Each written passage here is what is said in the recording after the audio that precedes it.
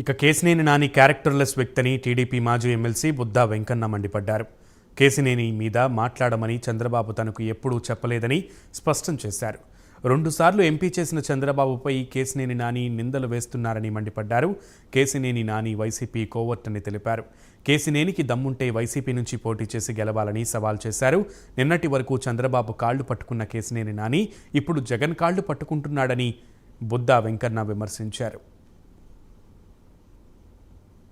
ప్రతి ఒక్కరికి తెలుసు, క్యారెక్టర్లెస్ అంటే తిన్న ఇంటి వాసాలు లెక్క పెట్టేవాడు, తిన్న ఇంటికి కన్నం వేసేవాడు, తల్లి పాలు తాగి తల్లి రమ్మునే గుద్దేవాడు, అలాగే ప్రజల్ని మోసం చేసేవాడు, అబద్ధాలు ఆడేవాడు, డబ్బులు ఎగగొట్టేవాడు, ఇలా రకరకాల ఉన్నవాడిని క్యారెక్టర్లెస్ అంటారు.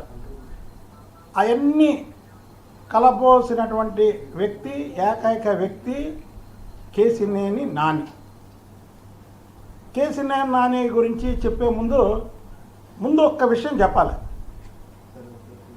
వాడంతా మోసగాడంటే 2 సార్లు ఎంపీని చేసినటువంటి చంద్రబాబు గారి మీద, చంద్రబాబు నాయుడు గారి కుమారుడు లోకేష్ బాబు మీద నిందలేయడమే కాకుండా కార్పొరేషన్ ఎన్నికల టైంలో అతని మీద వాడినటువంటి భాష నాది.